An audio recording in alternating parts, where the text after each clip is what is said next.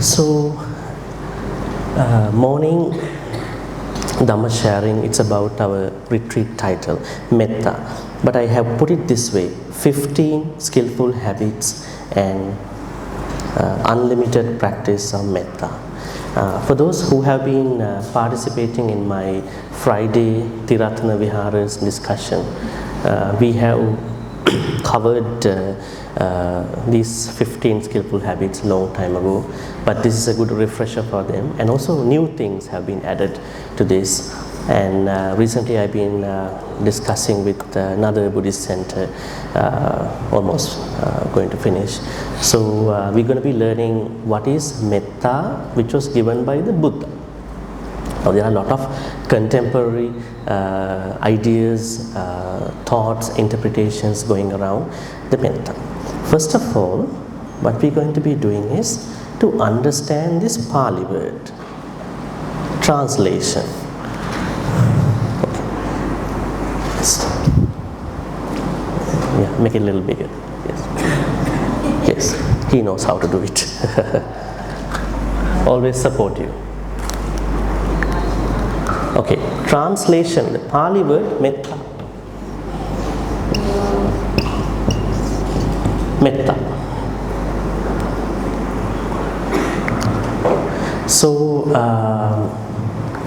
how do we understand this Pali word in our practice?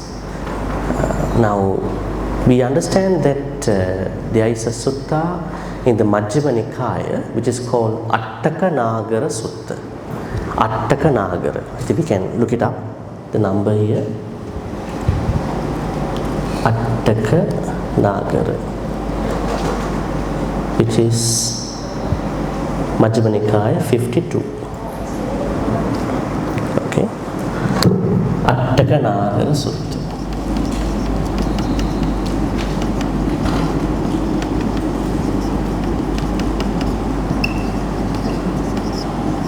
Sorry, 52.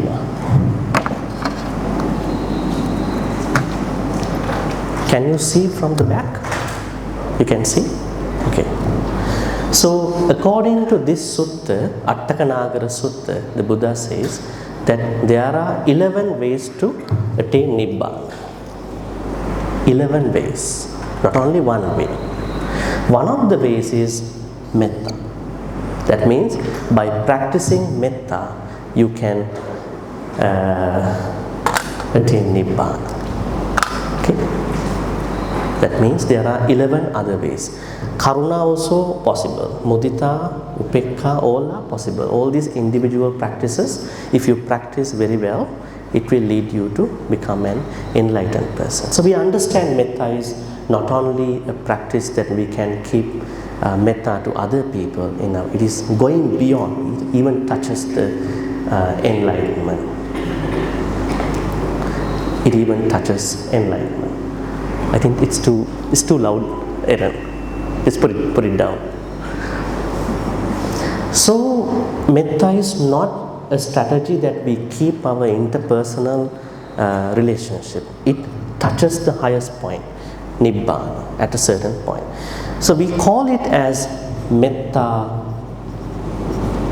Cheto Vimutti. Metta Cheto Vimutti. That higher place is called Metta Cheto. We have to free our mind, we have to free us from our mind, because our mind is always going to take us over. So first we have to free us from our own mind. That's interesting, right? In Buddhism there are two Vimuttis are taught, Cheto Vimutti, Panya Vimutti. Two liberations which lead to enlightenment at some point. Now, first we want to free us from our own mind. It's like the bull that is attached to the tree. Right? Very interesting Japanese Zen story. Taming the bull. The bull is attached to the tree, and then it's like us. So we are attached to our own own thoughts, own sankharas. So our first attempt in whatever the meditation practice, whatever our spiritual practice is to free us from our own mind. Metta can be one of the good ways to free us from our own mind. So there are other things too. And then when you attain Nibbana one day, you are free, you are going to free yourself from wisdom. We have to free us from wisdom also. Why? Otherwise we have to be wise all the time. Always we have to be wise, make wise decision. We have to be wise by effort. Now look at your day from morning to evening. How often do you think that you have to be wise to make a good decision? I have to be wise, always think twice, reflect, practice yoniso manasikara, but sometimes I cannot make it. So you are trying an enormous amount of effort to have wisdom. In a way, it's kind of a struggle, right? That's why the Buddha said, after you hit Cheto Vimutti, that means you are almost going to enlighten with wisdom. That wisdom will help you to free from wisdom itself. Then you are wisdom by default. By nature, you are wise. You don't have to pick it up. I have to be wise now. Otherwise, I will be unwise. So, metta is a very good method to initially come to this point. Free our own mind using metta. So, it's not only a interpersonal strategy, strategy to maintain holistic, healthy relationships, which we know, it is also enlightenment path. Okay. All right. With that in mind, let's go to the translation. What could be a good translation for metta? We know this one, loving kindness, is the very famous translation. We also use it because people otherwise don't understand. But what is metta if you look at it? Metta does not have a kindness part. Metta is not personal love, right? Metta is the nature of being friendly initially. Being friendly to somebody unlimitedly, boundless. So that is metta. That means if you are able to get along with anybody, wherever you go, politically, religiously, business-wise, personally, relatives, family circles, that means you have lots of metta. Not the mantra, okay? Not that mantra, may I be well, happy. That is good. But the real metta is that you know how to work with other people, deal with other people. Time to time we meet very challenging people, problem makers, troublemakers, noisy people, gossipers, who are really giving us a hard time.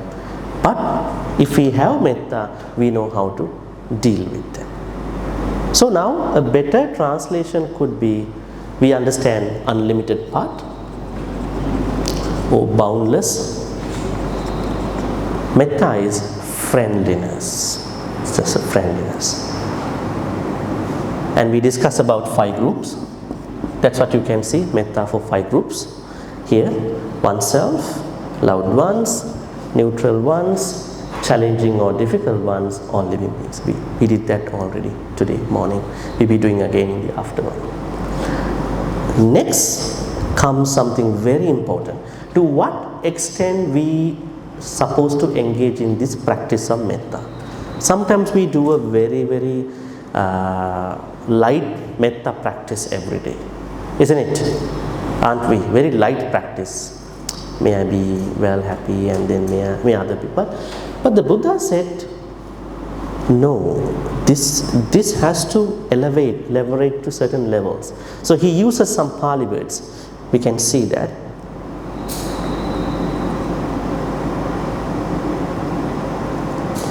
Right. He discusses in one sutta in the Anguttara Nikaya. The first one is Asevitaya. I think it's pretty small letters. see what we can do from here. This should be a little better. Okay, yeah. Something you can't do with your projector, Mr. Aaron. Yes. Young boy. Yes. Asevitaya. Yes, you can't do with your remote control. Yes. Okay, first one is Asevitaya. What does Asevitaya means? That means our metta practice, not as a mere intellectual exercise, but by committing oneself wholeheartedly to it and making it life's guiding philosophy, something which conditions one's attitudes, outlook and conduct. That's a level one step further than our normal light metta practice. It has to be our philosophy of interacting with other people, dealing with other people. It is not just an intellectual practice. I sit down, Buddha said just to practice it, and I stand, that's it, that's my morning metta. It has to go to my other activities, daily practices. It has to be my own guiding philosophy, which I do anything after my morning thing throughout the day. Asevitaya means practice. See? Practice. It has to be practiced as a wholehearted practice. Not only for that morning, small, short time. Second, bhavitaya. Develop. This is the second. Now that means when you practice metta, you have to reach these levels in your metta practice. Bhavitaya. Bhavitaya means develop. Does practice and develop tell the same thing? I mean, in terms of Buddhist practices, are these two similar? Someone can say, I do a light metta practice, I will keep continuing. But he or she might not develop it. Then this is a second layer of our metta practice. That means implies the various processes of inner culture and mental integration effected by the practice of meditation. That means processes of inner culture, our inner, we have an inner chatter, aren't we? We have two speakers within us. One is our mouth, other one is our inner chatter. That is very natural. Sometimes we don't talk, but that inner chatter talks a lot. Don't do that, caught up in a problem, Maybe you have experienced a bad something in the past, and then because of that bad experience, that reverberates, replicates all the time. Don't do it. But the new person is a good person. But because of that bad memory, inner chatter, we are having issues. Now we have to bring metta as a into our inner culture. Not just my speaking ability, may I be well happy. Not just my normal action, my inner culture. It has to blend with my inner culture. We call it develop bhavitaya. Asevitaya bhavitaya. Third, bahulikataya. Bahulikataya. What does it mean? Repeated practice of metta all through one's waking hours, indeed word and thought, maintaining the tempo of metta awareness too.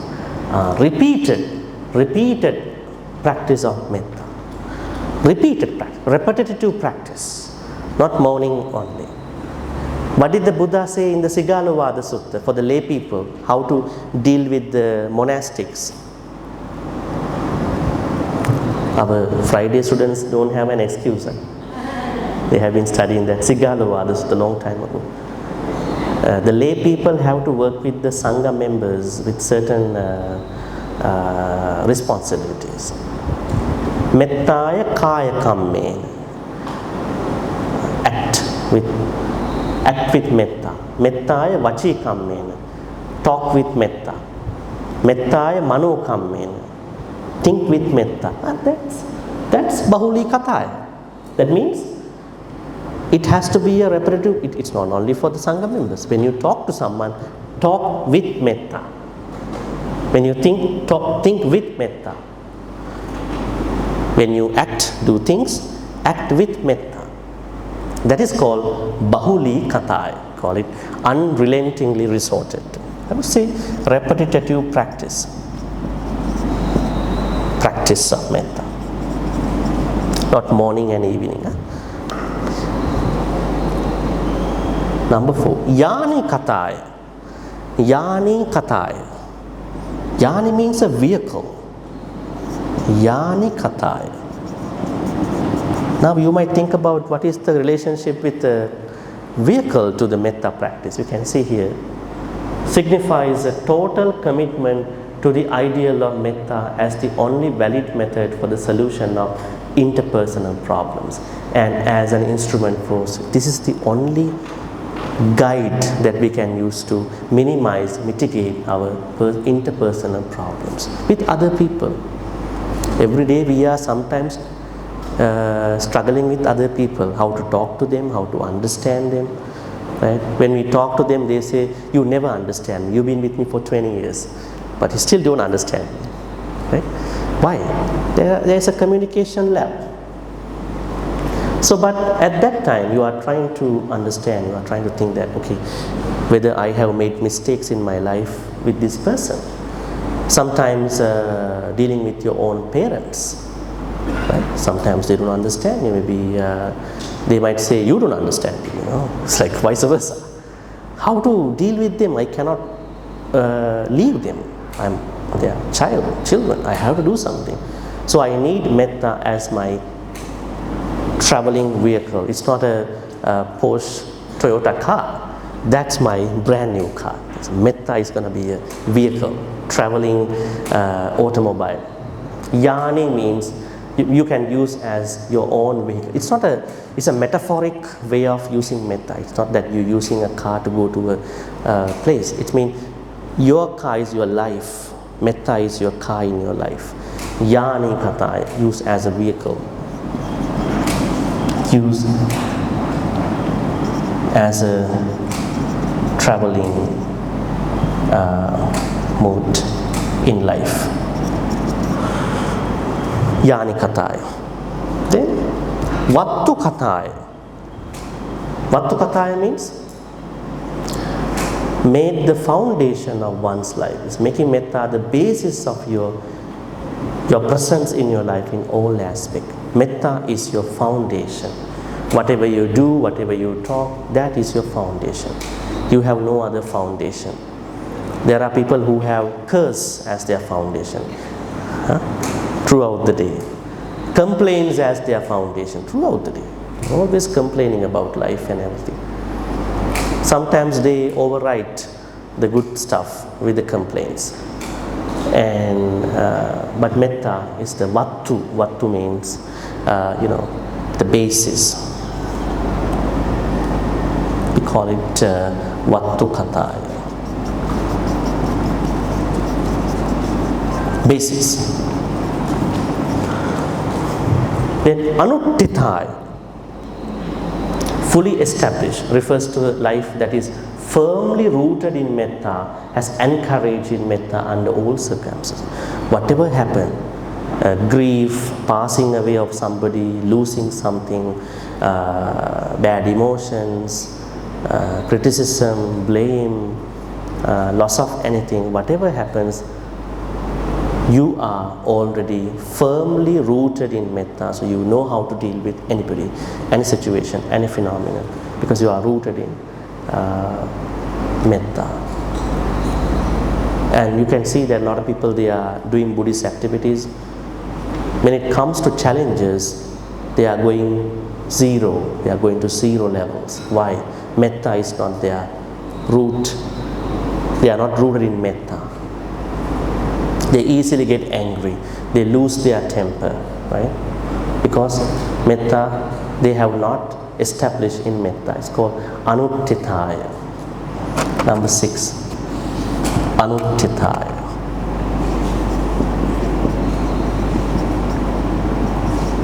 Now you will understand how far we have to go with metta, right? Through these aspects.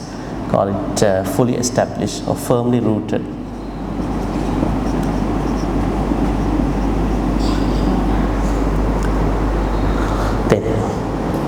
Parichitaya, another level of metta we have to work on. One is so habituated to metta that one remains effortlessly immersed. Practice metta easily, very easily, not that with so much effort. Right? In both meditation as well as in one's daily life. What do you think? Do you practice metta with lots of challenges? That means you have not bring your metta to parichitaya level. Right? Well consolidated.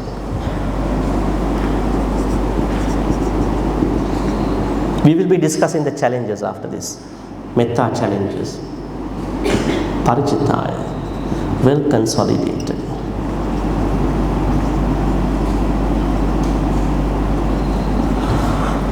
Very easy practice. It's like a victory for a very expert sports person. Very, very easy victory. Not like a very hard victory. Not a landslide. Right? Very easy. Last one. Susamaradhaya indicates a mood of completeness through total adherence and development, leading to that fully integrated state in which one enjoys perfect well-being and spiritual felicity, indicated by the passage detailing the 11 benefits of metta. Now, when you come to this level, you are fully enjoying the metta benefits. There are 11 benefits of metta which we can study later. When you come to this level, you are completely enjoying the full benefits of metta. Right? It's like chanting. Right? If you only practice chanting without knowing the meaning, you are partially blessed. But if you know the meaning, you are fully blessed. Right? Yeah, that's the truth. Let's say you are going to a Sangha member, there he chants you and you think it's something good, you don't know what is that Pali. He's blessing me, right? So something good, right? And then that's it. So it's a partial blessing. But if you know what he's chanting, asevana chabalana, not in the company, being in the company with unwise people. I know what he's blessing. Whenever you know what the other person is blessing us, you feel more clear about the blessings. So that could be a full blessing, not a partial blessing. In the same way, metta has to be perfected in our life by going to these levels. So you have to bring your metta to, I think the 8th one is Susamaradhaya. Don't worry, my blog has this post, you can just perfect. Okay, 1, 2, 3, 4, 5, 6, 7, 8. So our metta practice has to go to these levels in order for it to really bless us in our practice. Same thing. Okay, challenges. This is what seems interesting. Okay, what are the challenges in practicing metta? Number 1 is resistance to extending metta. You might find it difficult to cultivate metta towards people you strongly dislike or who have hurt you. This resistance can be a barrier to fully experiencing the practice benefit. Okay, let's discuss. Is it a problem? Resistance to extending metta. When it comes to metta, do you have certain resistance? Have you ever experienced that? Or you might think, they are unwise people, it's okay. No? I just practice metta. Or you are getting troubled by them, I can't practice metta for them. I only practice for people I like who have supported me.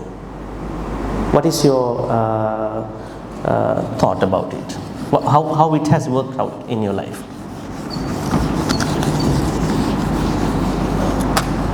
I think you get my question, right? The question is that when you practice metta, have you ever perceived that you can't practice metta to certain individuals, or you have always taken it in a very easy way? It's okay, they are very unwise people time to time. I just don't mind about them. What was your, was it the second option or the first option? Second is a very good thought. Very difficult for some people, but Because we are struggling with our own sanya, right? How much I have helped them, The Buddha said there are 3 things that people are creating anger, not to do this actually, not to do metta to others. Number 1 is my loved ones have not supported me enough. Right? People create a certain anger towards them. They were rich, they had money, but they did not help me. This is one form of creating anger so that we cannot practice metta because we are resistant to them. Second is that they have not helped me. First one is they have not helped me at all. They have not helped me at all. Second is they have helped me but not enough. Right? But not enough. That's the second way of forming opposite of metta. Third is they are not helping me, they are helping my enemies. The third way of creating anger, why people cannot practice metta as a resistance, they think my loved ones are helping my own enemies, so which I don't like. Right? So these are 3 ways why we develop resistance to extending metta, which is a really sad situation. So we have to understand not everybody is spending the same life. People are different. Maybe the people who are rich now, they were not rich as such at that time. Maybe they had their own plans. I don't have to blame anybody for my life. It's me. I just move on with my life. So you are going to lower the resistance to extending metta. So you are going to extend metta to anybody.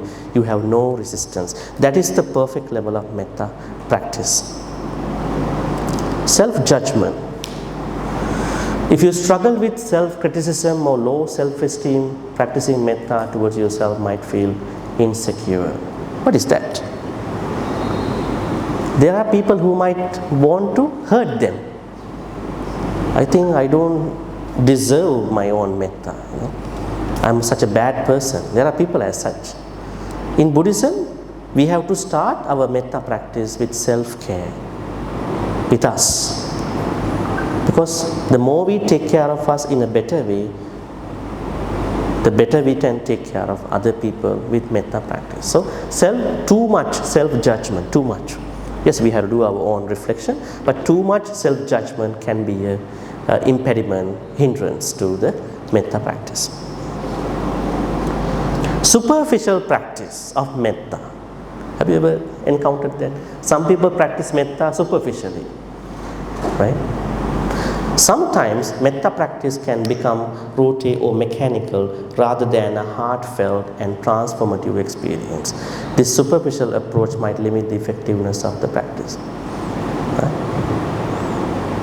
Have you seen some gossipers start their day with metta? They start with a good metta in the morning, and then in the 1 hour of time, they go and they talk about all the bad things about other people. And then ask, you practicing metta, right? Yeah, morning I did it. But what is this? No, this is just it's a normal thing, Don't take it seriously. Because they have taken metta as a superficial practice, just a mantra. Metta is not a mantra. You go and sit down and chant, chant, chant. This is an attitude. This has to be an attitude one day. So, this could be a challenge to some people. Because when you ask from anybody in the world, what is metta? They are always going by those mantra level of, prayer level of metta. We will be studying that today, how to dispel that, understand. It has to be a heartfelt metta all the time. Expectations and results. People may expect immediate results or significant changes in their feelings and relationship. When these expectations are not met quickly, it can lead to frustration or discouragement. It's like that you have a very challenging, difficult person in your household, and you are practicing metta for 2 hours today, and you are expecting immediate results by tonight. Right? Then how does it happen? It won't happen. Right? Like overnight metta practice. Right? It won't happen. It takes time. And then in Buddhism, we don't have a perspective to look for immediate benefits. Do something and expect something in return. Right? That is a bit of very lowly, cheap practice. Right? So we have to understand how does metta work. It's not that we do today and tonight we get anything. Like some people meditate, they were expecting by tomorrow evening I become a sotapanna. It's a pretty crazy attempt actually. It takes time. You have to move on with your practice. Overwhelming or emotional flooding. This is also a problem for the metta practice. See, for some, trying to extend metta to all beings can feel overwhelming, especially if it brings up strong emotions or a sense of helplessness in the face of global suffering. Let's say there are people, when they think about others, when they want to practice metta, they always go very sad. They are crying. They cannot, then when they are asked, why are you crying? No, I'm thinking about what the help they have been doing for me. So that is too much to this metta. So you have to understand that while you are grateful for their attempts, activities, but kind of an overwhelming emotional flooding feeling in the practice of metta will disturb you, metta. Because metta has to do for everybody. This is something like someone who had a very challenging life early in their life. So someone is helping. Actually, it was a very, very great help. Without that help, this person would have not come to this level. But now we are practicing metta, so we have to manage our emotions at that point, not become too emotional about it. Right? So emotional flooding can be a disturbance in metta practice. Misunderstanding of metta. It's not about ignoring or excusing harmful behavior, but about fostering a compassionate attitude. Some people think that practicing metta means that we have to acknowledge other people's bad activities. No. Say for instance, there is someone who is a very mean, rude person to you. You don't acknowledge it is good. You know what they did and you keep a distance, a safe distance. But still you are going to practice metta. Why is it? Let's say you had a problem with someone who is very bad to you. Your activities, your family, neighbors, other people. If you keep it in your mind, if you don't practice metta to that person, you can't even sleep at that night. Because you are holding that grudge in your mind. Understand the wrong thing they did, but I do metta and I make sure that I am safe from these people any longer from today onwards. But metta. So then this misunderstanding will not occur to you. That means we should be able to practice metta to anybody regardless of their any activity. But it doesn't mean that we acknowledge their activity, we accept their wrong behaviors. We condemn, we continue to condemn, but not with anger, because it's bad, it's unreasonable, it's not good.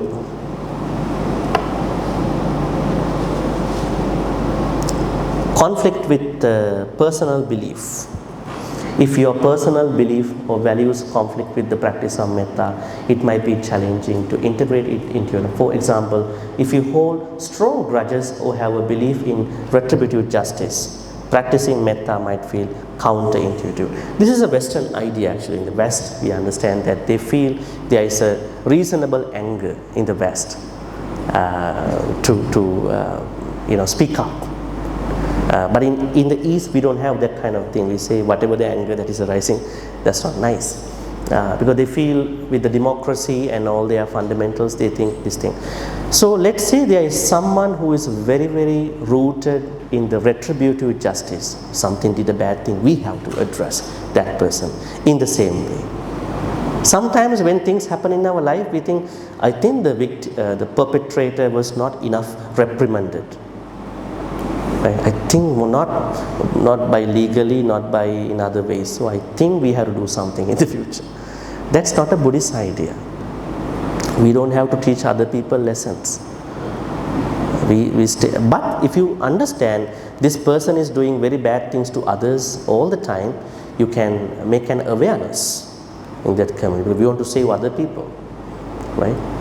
Let's say a bully person, a raper, other people as such. We want to protect our other people from that person. Other than that, we should not keep an anger toward this person and then stop practicing metta. Right? So we practice metta for everybody. We don't accept their actions, but still we can do metta. But the problem with men is that when they don't accept other people's actions, they cannot practice metta. That is a challenge which shouldn't be. All right. So those are the challenges. Once again, we'll go back again. Resistance to extending metta for our own personal ideas, self-judgment, superficial practice, expectations and results, immediate results, overwhelming emotional flooding, misunderstanding of metta, conflict with personal belief. So we have to overcome these issues every day. I don't think that you can do it in one day, but we have to overcome them. Every day I have a problem. I understand my metta has to go to these levels according to what Buddha says in the previous sections. You see here. See, we discussed them today. Asevitaya, practice. Bhavitaya, develop. Bahuli kataya, unrelentless to. Yani kataya, use as a vehicle. Vattu kataya, use as a foundation of my life. Anuttitaya, fully established. Parachitaya, well consolidated. Susamaradaya, to the perfect level of where I can enjoy full benefits of metta. All right, the rest I will change to this slide about the metta.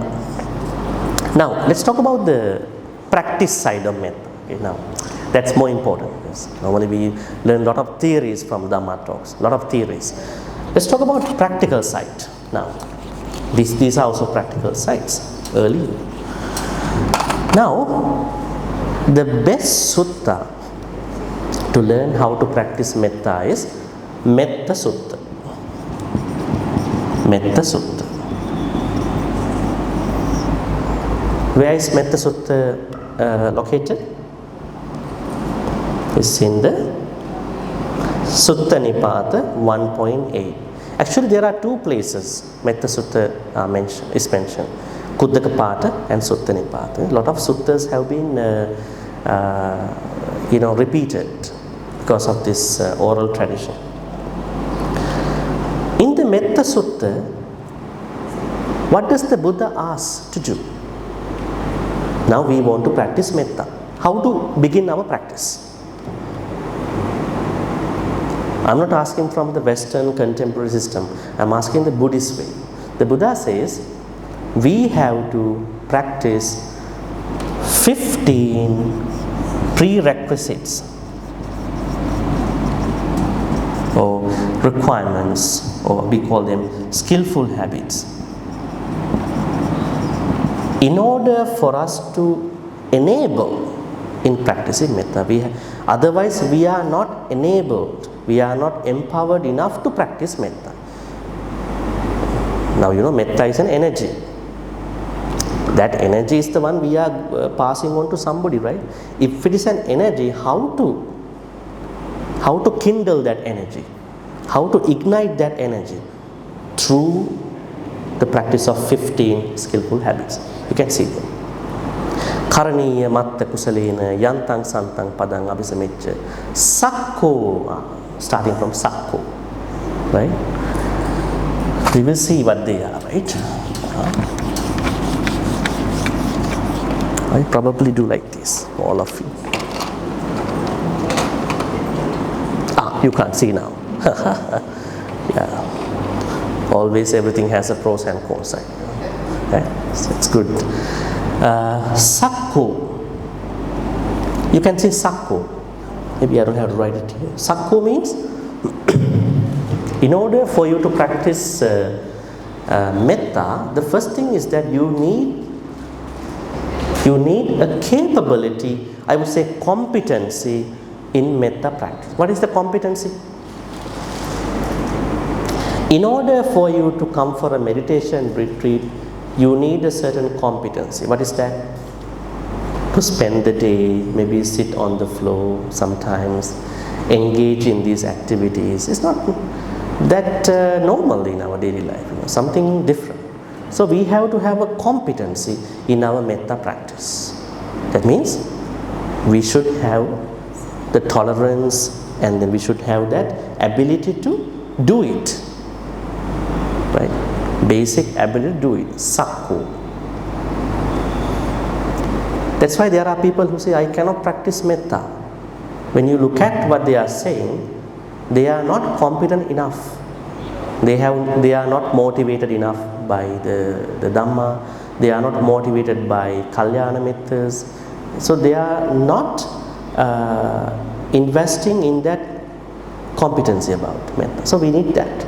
Number one. Number two, uju. Number three, suju. They are two sides of something. Sorry, suju.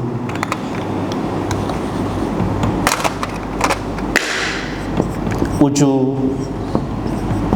suju, suju.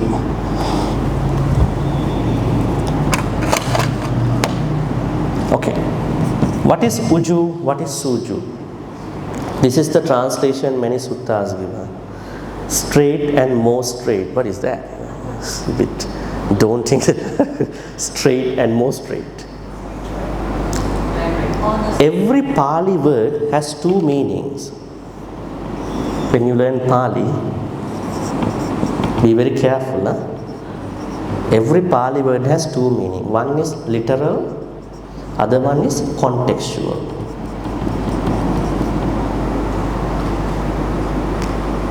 Evang me sutang ekang samayang. This Pali word. Samayang.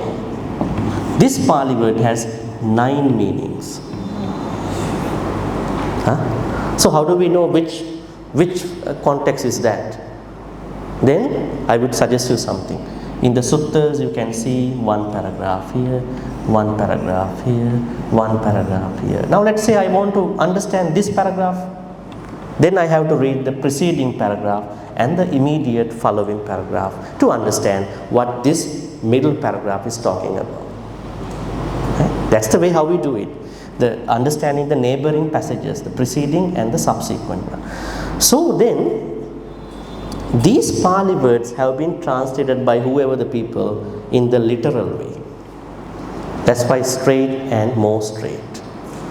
I also kept the same way for you to be curious, Straight and more straight. What is that? Is it like keep our back straight and then more straight? No. Uju means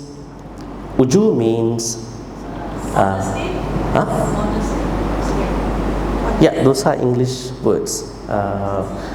Uju means you are honest in your actions and speech. Honest in actions and speeches. Suju means you are honest in your thoughts. Is it clear now? Very clear. Why is it not given in the translations? It is because they have not studied the contextual meaning. English Western translations, they don't get to learn Pali a little bit more. So that means in order for us to practice metta after we have created competency, ability to do it, then we must cultivate certain level of honesty in our actions and speeches. We have to be honest when we talk. That means no lying, no bad mouthing, no harsh words, vulgar words, no gossip words and idle chatting words. And then no panati pata, no killing, no stealing, no sexual misconduct. That is how we are going to be honest in our actions and speech, which means uju. Then we are going to be suju, that means honest in our thoughts. How to become honest in our thoughts? Are we doing good things with our thoughts all the time? I normally ask this question. Are we killing people in our thoughts? Are we? Sometimes? Sometimes. How many?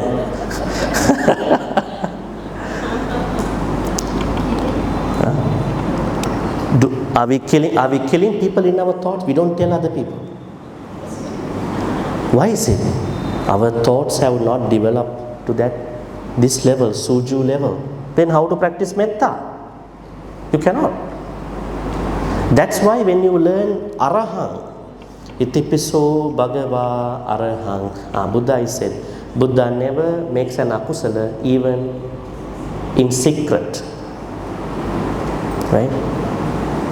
We are publicly showing off, we are very good kusala people, we don't think bad thoughts, right? But if we are, then it's a problem. That means we don't have any akusala thoughts even in that. That means you may not be an enlightened person, but the more you lower your akusalas in your thoughts, the better you can get into the metta practice. Suju means that honesty in terms of your thoughts. Okay, then the fourth one is suvacho, being open to good advice from a kalyana mitta, or you are speaking properly, timely, according to the situation, according to the truth and all that. Both have to go. Suvacho. Have you ever seen people who never listen to other people, very hot-headed, very disobedient, right? Right? And they don't want to listen to others. That is a very big challenge in the Dhamma practice. But keep in mind, we don't have to listen to the wrong person. So you know who is the Kalyana Mitta. So we expect good advices from a Kalyana Mitta, good person, so that those advices can help us become better people. That is important to practice metta practice. Right? So if you really want to practice metta, then suvacho, being open to Kalyana Mitta's advice, and at the same time you become a very good person, not a good talker. There are good talkers in marketing industry and politics, but here speaking according to the Dhamma, truthfulness, soft words, when you talk with some kind words, right? Some people don't know how to bring kind words, you see. I'm not very expressive enough, so just don't mind. They are saying. But talking to someone with kindness is also an ability. Nowadays, what is missing in the whole world is not wisdom, kindness. People are not kind to each other. They become very much self-centered because of the gadgets and everything. We need lots of kind people nowadays. Okay. So, suvacho. Then mudu. Mudu means soft-hearted. Yeah, soft-hearted. That means we should have a soft heart to understand other people's pain. That is very important. That means kind of compassion, kindness, right? Soft heart. If you don't have it, you can't practice metta. It's a requirement. Anatimani. Anatimani means humble. What does mani means? Always trying to judge other people and thinking that there are three types of manas, we understand. Three types.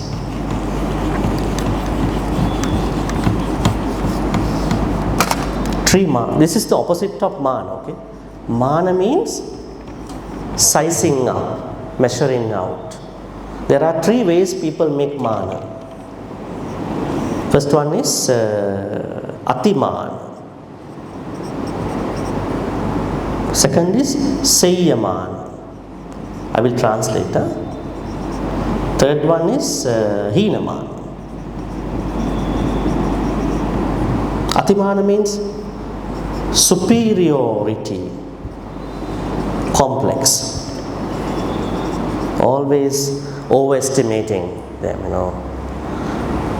They are the ones who done the best things in the world, Their children are the ones who done the best examination in the world.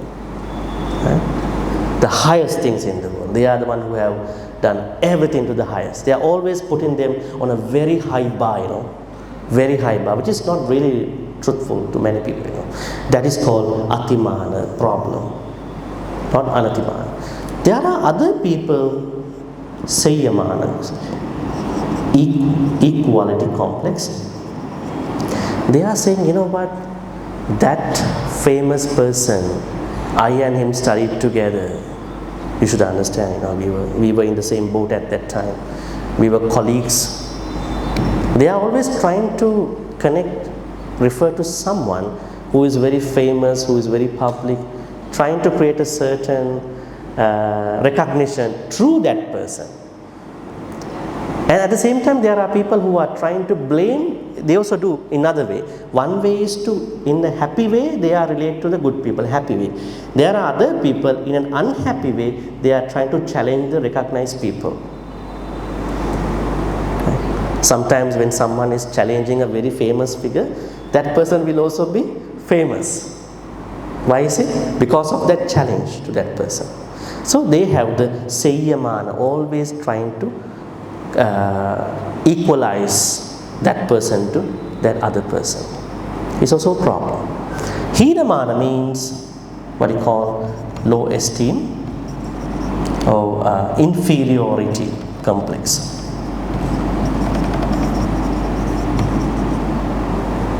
They are always put them down, it's a problem. They have things, they don't value themselves. It is a problem. So we have to acknowledge what we have in the proper way. So Anatimani is the opposite of these three. That means very humble. Being very humble. That's very important for the metta practice. So if you are someone who is overestimating your life to other person, equalizing, and then doing the inferiority, you are not able to come to the proper metta practice. Then Santussako. Santussako means content. Content. I think, can we be very content in our life? It's very relative, right? It's not, maybe not the top level, but in our life we should be able to go back and be happy with what we have gained in our life. Sometimes we overlook them, we don't look at what we had, maybe our longevity, our family members, happiness, cherished moments, things that we have gained which other people cannot, right? There are a lot of things that we have to value. So always people are talking what they have not gained in their life. That is a problem to the metta practice, because when you complain about your life a lot, then metta will not arrive. Metta will not safely arrive. Metta is going away from you. It's like when you chase after money, money will go away from you. Right? Don't chase money. Do things, money will come to you. You chase after money, money will run. Right? Same way. So in the same way, if you are always looking for the complaints, then you are not ever be able to practice metta, because in order for you to practice metta, you have to appreciate yourself, what you have, your everything. You may be different from other person, but for you, you are unique to yourself. That thing you have to find it out. Santussako. Then Subharo. Subharo means easily supportable. You are not a very noisy person. Wherever you go, you can get along with anybody. Easily supportable. Even when you go for a restaurant, you can get along with anybody. You are not like having a lot of things. I can't eat from here. Food is not good for me. You can compromise to other people anytime. That kind of a compromising nature. You know, you are not always following your self-centered ideas. You can merge with other people. That is Subaro. Why is it important to the metta practice? If you are the opposite of Subaro, then you are telling yourself, I am not going to go with you for a restaurant. I am not going to go for a lunch with you because I don't get the food I want to eat with you. So then, that is the polar opposite of metta practice. That means, I don't like you in a way. Right? So it's a problem to our metta practice. So that means we have to time adjust to other people. Sometimes we have to sacrifice, good sacrifices. Right? They are good sacrifices. Don't take it as harm.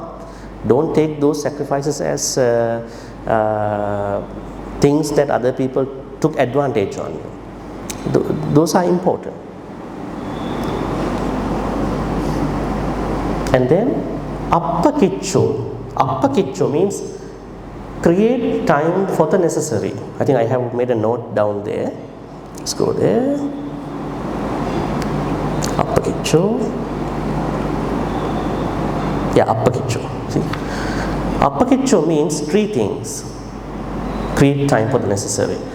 Kamma ramata, bassa ramata, sanganika ramata. Having an obsession to work. You can't be a workaholic person. Huh? Are you workaholic? No time, no time for the Dhamma, And but if you have a dog, you have a hard time. Dogs are not happy when you don't take them out. Right? So that means it's okay to work, but don't become that workaholic, alcoholic, chocoholic. Don't become Dhammaholic also. Dhammaholic, too much into Dhamma. And you are bringing Dhamma to everything. Too much. That's unnecessary. Because Buddha said, talk Dhamma at the right time. Not while you are cooking. Not while you are cleaning the house. Yeah. You disrespect the Dhamma. You have no motivation to practice it. The Buddha said, Kalena Dhamma Savanang.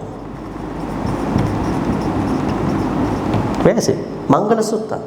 Kalena Dhamma Sakaccha. You should only listen to Dhamma at the right time, when you are ready only. You should only discuss the Dhamma at the right time. You don't discuss Dhamma in the washroom. Don't discuss the Dhamma in other places. Only when you are ready do it, then you can benefit, because you are ready to accept what is it. Right? So in the same way, don't be workaholic, do your work. I know with the time changes, world has been changed, so you have to work a lot. That's no problem. But anyways, make time for the necessary. That's important. And Bassaramata, there are people who want to talk. Always talk to people. Right? When you keep talking, you are not talking always the truth. Now you add your own version. Right? Finally, you end up with fabricating what the person taught. So the Buddha said, Bassaramata is a problem. You cannot practice appakiccho. Third is Sanganika Ramata. Always looking for the company of other people. You don't like to have your self time, me time, your time. You need to have it. Right? Sunyagara. It's good to have a me time, just to understand whether I'm a good person. At the end of the day, have I hurt someone? Sometimes when you are with many other people, you hurt other people, you also don't want to review that. It's okay, You with 5 people, you hurt 2 people today.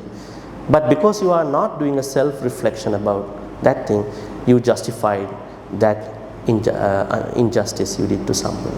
But if you take a me time, your time, that's not good. I also felt really bad about that thing. So that me time is important. That me time will be destroyed by Sanganika Ramata, delight in company all the time. We need company. We need to socialize, but not excessively, unnecessarily. So if you get rid of these 3, you have appakiccho. And then, I think we have to sort of speed up because of the timing.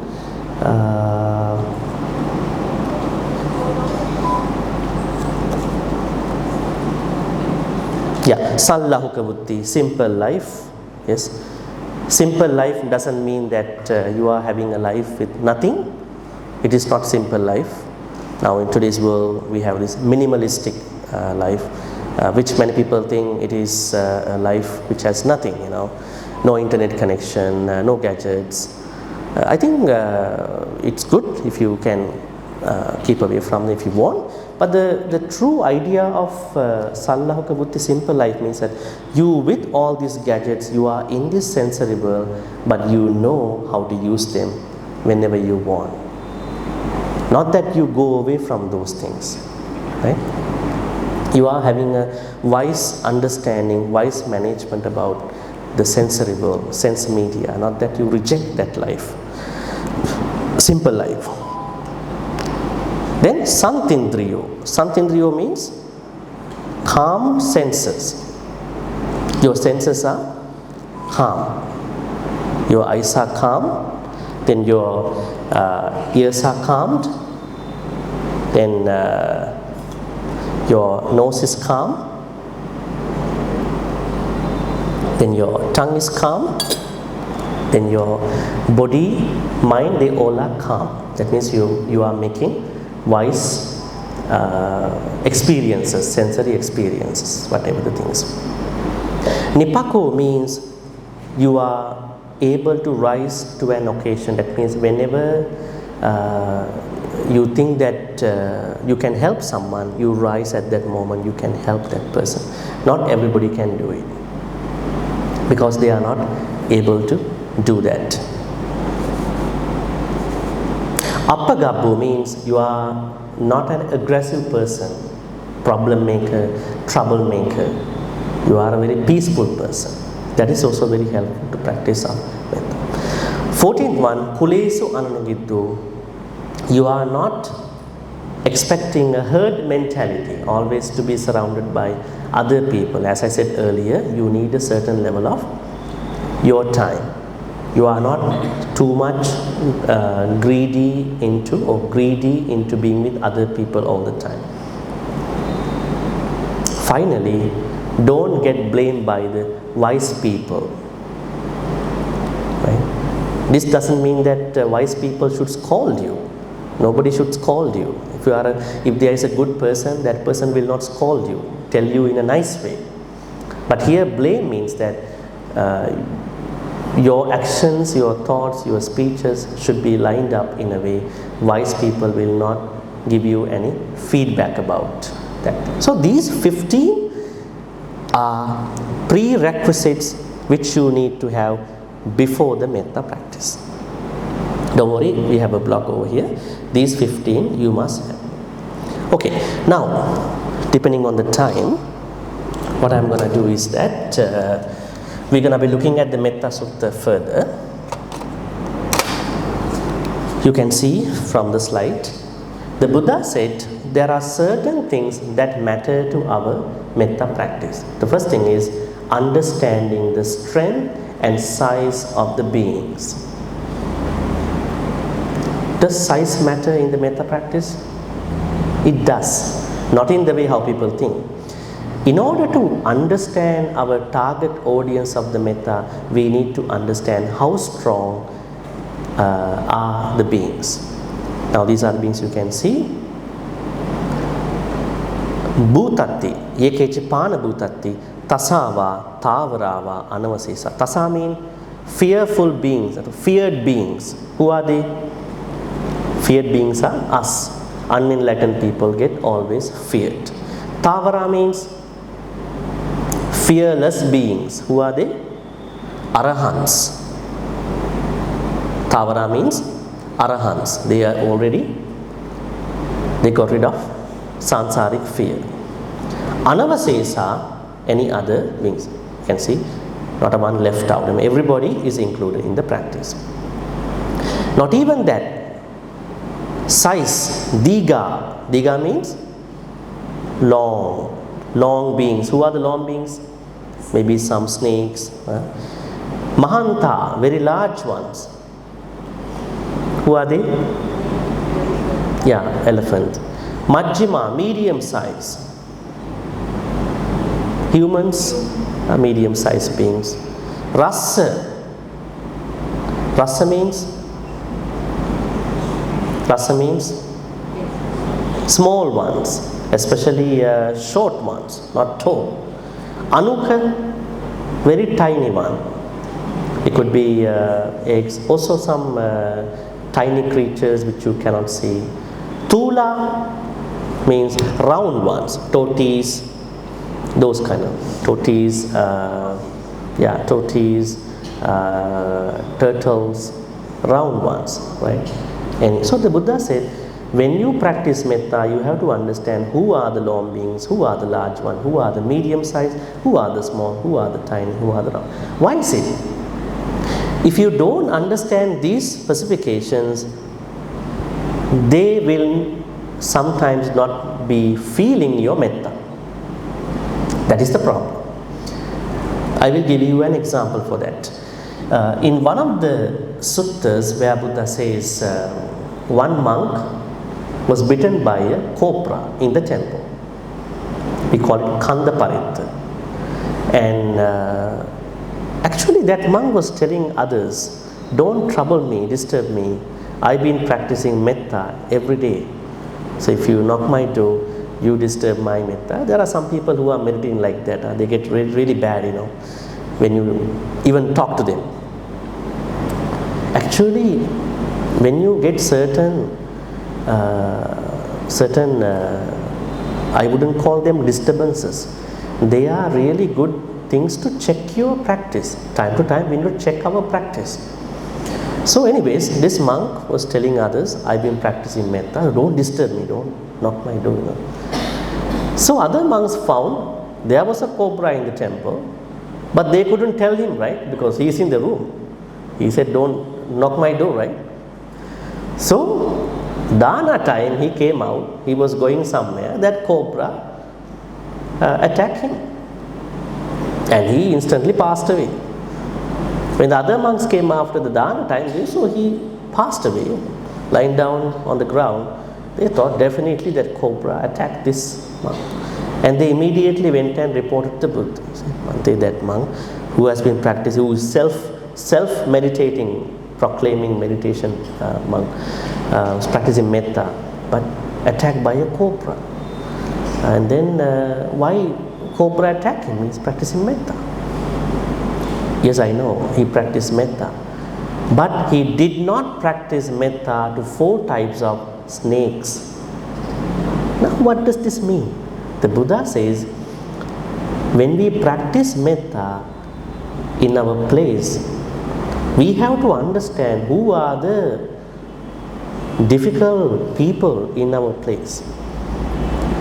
Let's say you are in a place like in Thailand, in some places, there are some elephants. Elephants can attack. Or if you are living in a place where there are a lot of snakes, then you have to think about them. Otherwise, they might not feel it. Then the Buddha said, there are 4 snakes.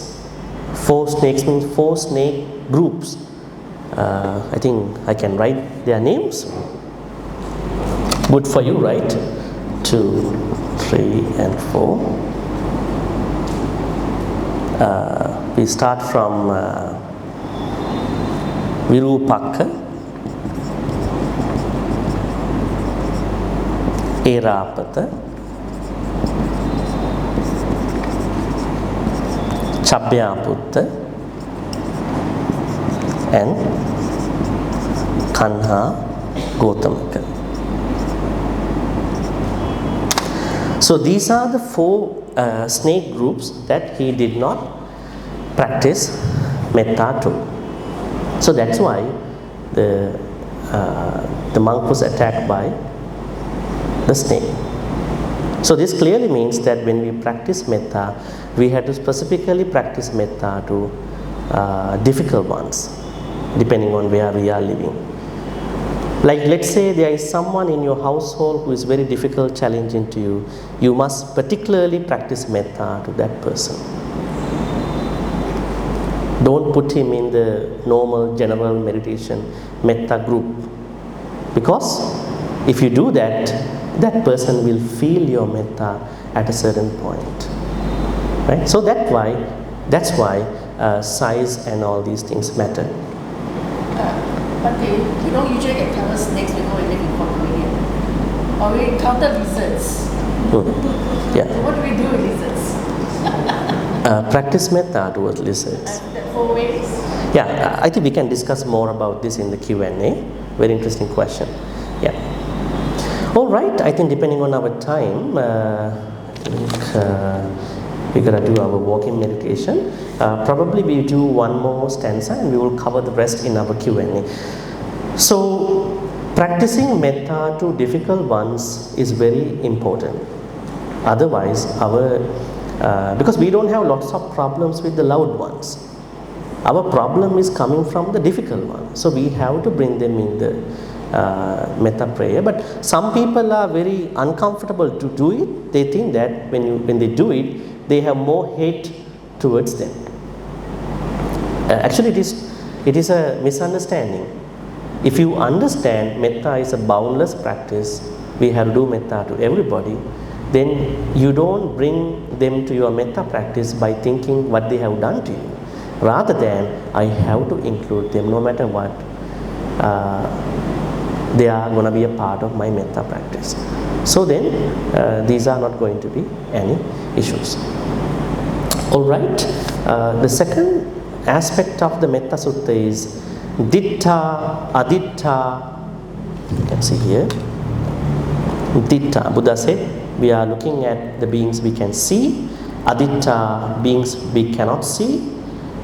And beings who live far away, Dure Vasanti. Beings who live nearby. We have to bring metta to all these groups. Sometimes when our loved ones go far away, are we trying to minimize our metta towards them? Or are we thinking that there is somebody in our house, maybe nearby our house, so that person can help us? So we should not minimize our metta, although that person goes a little far away.